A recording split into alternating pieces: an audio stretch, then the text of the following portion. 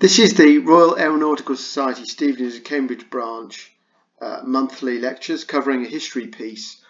This evening it's a pleasure for me to share with you what for me is a hobby. I'll be covering Vickers, Supermarine and the Spitfire up to that point, essentially a 20-year block of time between 1915 and 1935, and we'll look at it through the eyes of my great-grandfather Walter Buckingham Caddell, who you see on screen right now. And I'll do that by sharing his work and his involvement in the events of the era. I'll then move on to reprise the great Schneider Trophy RAeS, and I believe it will be recorded and available as a link afterwards. My research comes from an interest in family genealogy and a general interest in seaplanes, but also my own career in Airbus Defence and Space at Stevenage and Portsmouth. So let's talk about the man in question, Caddell, Walter Buckingham Caddell. There he is. He was the fourth of 9 children of a military colonel, as his father, Henry Caddell. Walter Buckingham Caddell was born in 1879, and historically the name Caddell is Scottish. It's a derivation of Campbell of Cawdor. The ancestor, going back I think 12 generations to Scotland, was deported to Barbados, interestingly, in 1648 during the English Civil War. 100 years later, the family established themselves and become successful as clergy, travelling back and forth to Britain and other places. Caddell was born in Dundalk in Ireland. His father was serving his country there during those troubled times of the late 19th century. He was married in 1906 while serving in the Royal Artillery in Ireland. My own grandfather Henry, there he is, was born also in Ireland, in Sligo, in 1907. Caddell's older brother, the second son, William Perce Caddell, emigrated to Canada. And here I show his son Philip, bottom right, there he is. And thanks to my cousin Andrew in Canada for your research and support on these aspects. Here is Walter Buckingham's wife Harriet, here she is, with their grandchildren, my mother's cousins. Also with his son, my grandfather, with Polly the parrot. After his wartime postings, Caddell lived in various locations in London and the South East, but travelled the world selling aircraft for Vickers and Supermarine. In 1905, aged 26, Caddell was picked to play rugby for Ireland, but sadly never got to play owing to a knee injury just a week before his first international match. His younger brother of 2 years, Ernest Duncan, however, did play and went on to have a successful career, gaining 17 caps as an Irish rugby international. Of course, later in their lives, the Caddell brothers were to play a prominent role not in rugby, but in World War I.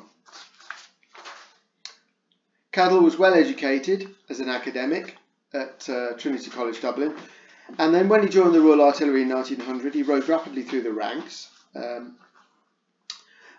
in that domain. He served in Ireland. He wrote a number of pieces for the Royal Artillery as well, manuals and guidebooks and that sort of thing. Just before the First World War, he was posted to Bermuda, and in 1917 was awarded a major, the Commander of the Order of Legion of Honour from the French government.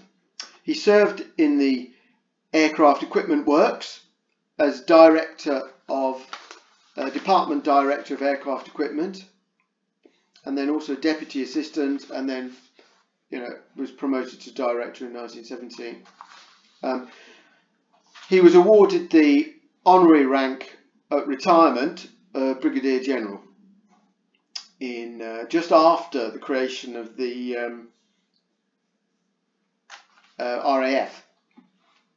And also during 1916 he was introduced to an interesting man, George Constantinescu, who developed the synchronizing gun for aircraft, which I'll come on to shortly.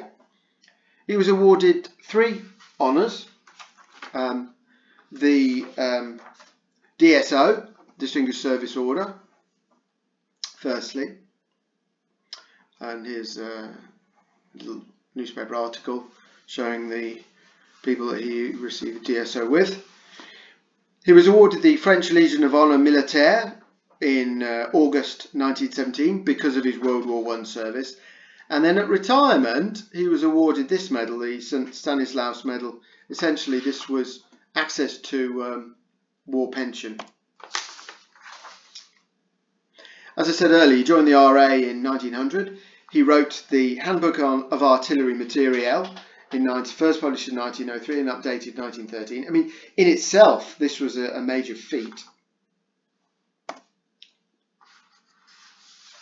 In March 1916, at the age of 37, he was appointed the Assistant Director of Military Aeronautics at the War Office, working alongside Duncan McInnes.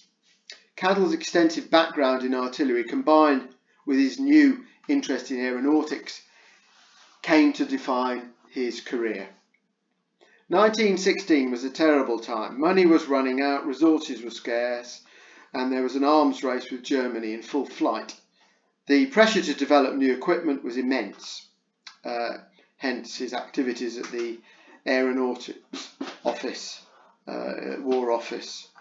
The piece I'm just sharing here was from mid-1916, which was essentially an appeal for lenses and sights to be used as gun sights for aircraft guns, which brings me on to the next problem. Caddell was introduced to George Constantinescu in 1916. During World War I, aircraft started to be used not only for reconnaissance purposes, but also as fighter aircraft.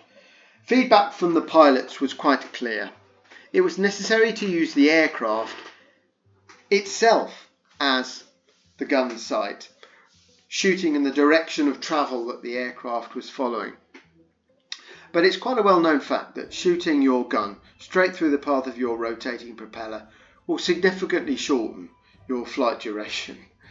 And in my great-grandfather's obituary and in other documents, it's cited that he was responsible for bringing George Constantinescu over to Britain from Romania to meet Major Colley at the War Office Munitions Invention Department, where there was available expertise and money for the further development of his synchronizing gear mechanism.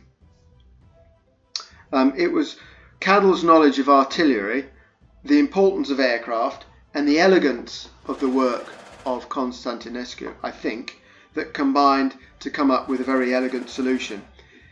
It was a retrofit and was installed after the aircraft and after the Browning 1917 gun was in use, and could be installed quite easily. And the way it worked was there was a hydraulic system which was pressurized with a sort of bicycle pump affair here, which was then actuated by means of a trigger, which allowed the hydraulic fluid to flow from the rotating propeller via a simple cam mechanism on the propeller to feed this spring-based mechanism as part of the gun. Now, it didn't matter how many times the system was triggered, it was only activated provided the propeller was in the right location.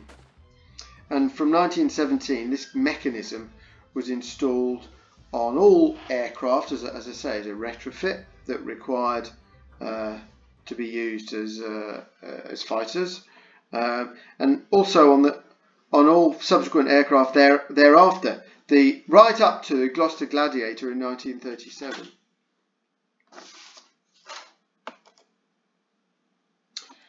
And now you need to move on to the next part of the presentation.